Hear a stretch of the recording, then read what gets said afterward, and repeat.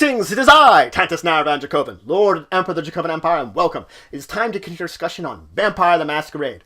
We've been talking about the dramatic systems, and I'm finally into the back end of the mental dramatic systems, which I'll finish up today. So let's just finish them off. Let's start with investment. Investment means that normally as a vampire, you've got ways of getting short-term money. This is long-term money that you can get in order to get more funds for important or expensive things you're going to do. It is going to be an intelligence plus finance roll. Now, the difficulty is traditionally 6, though how the market is doing, if it's doing good or bad, could alter this. Now, should you make 1 success, you earn your money back. Failure, of course, you lose the money you invested. Botch, you might lose the resources. 5 or more successes, you will increase the total amount of resources you have by 1. So that will put up your resource background by 1, just by this check. But you have a chance of losing some too, so it's a gamble, like all investments.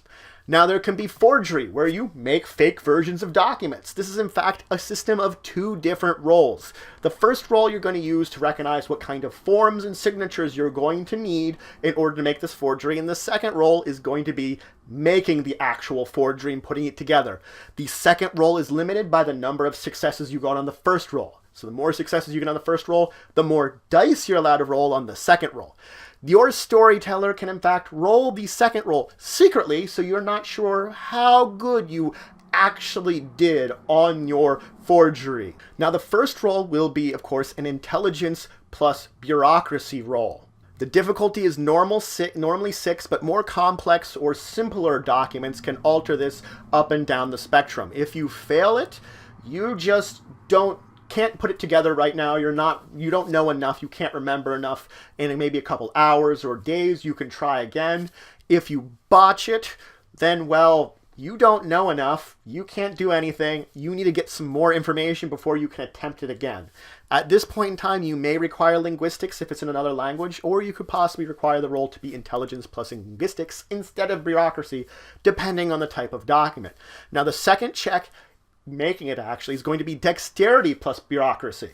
Now, again, this is going to be based on the number of successes you get. The more successes, the more believable the document you're making is going to be. If you fail to make it, you know you haven't really completed the document. There's problems with it that you can recognize. If you botch, then the document has fatal flaw in it that as soon as some official that would be looking at the document sees it, they recognize it's a problem right away. That means it's just like, this is fake, without just a first glance, and you're not aware that it's so bad. Now, searching an area is going to be looking around in a smaller area, such as a room, to discover something that's hidden there. It's going to be a perception plus investigation check. Traditionally, the difficulty is going to be pretty high and depend on how well something is hidden, between 7 to 10. Those are the traditional numbers. Now, the number of successes indicates how well and how much you're finding in said room. Sometimes some items may require more than 1 success to actually find it, depending on how well it's hidden. Should you only get a few successes, you might only get a hint from your storyteller. Something that will require you to have some puzzle solving or role playing on your end, so that you're not just giving out, like, there's this little hint about it, and having only partial success doesn't mean you're automatically failing either. It means that you have a chance of, perhaps as yourself, kind of acting as your character, find out where this thing is. Now there's the cipher skill, which is deciphering a code so that you can understand it. This is going to be an intelligence plus linguistics or an intelligence plus computer if you're using a computer to find out what it is. Traditionally, the difficulty is very high, 8 to 10. Only it would be slightly less if you are using a computer. It makes it just a little bit easy.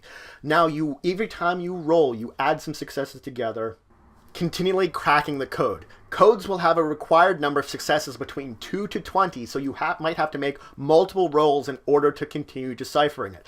Each of these rolls can be from 1 minute to 1 month, depending on A, how difficult it is, and B, if you're using just yourself or a computer. Computers will speed things up significantly. It's just going to be a different type of roll then. Now, should you ever fail a check while rolling this, you lose all your progress. You've messed up somewhere and you know it. You have to start again attempting to decipher this code. If you botch, you either can never understand this code, it's beyond your grasp, or you failed to translate it correctly and you have a incorrect translation you're working off of. Now, you can create a code of your own by making an intelligence linguistics check. You will make 3 of these checks, all at difficulty 5. Add together all the successes you get, and this is the number of successes one would need to get to decipher your code that you're making. Now, the last one is safecracking, which you will need a security of 4 at very least to even attempt to do this. So you need a great amount of security. And you cannot specialize in safecracking unless you have some kind of background in your story as to why you would have learned it. It's not just something that you pick up on even when learning about security. Now, the difficulty is going to depend on how complex the safe you're using and what kind of tools you're using. There are even some safes that you're trying to break into that require you to have tools to even attempt to try this. You will need an accumulated amount of successes depending on the type of safe that you have to continually get rolling over and over again until you succeed. Should you fail any of these rolls, it means you cannot open the safe, and if someone should look at it at a later point in time, they will notice that it has been tampered with. If you botch, you're setting off security. An alarm will go off. So that's it for today. I finished all the dramatic mental systems. I talked about investment, forgery, searching around, cryptology to decipher a code, and safecracking. In the next episode, I'm going to start moving into all the various combat rules and the kind of dice you're going to be rolling for that. So if you have any questions, comments, anything you want to say, anything you think I left out, please leave in the comments below. Please like, share, and subscribe. Show support for the channel, the Empire, and the work I do. If you want to show any more support, you can always check out the link to my Patreon down in the description below. But regardless, until the next time, I bid you farewell.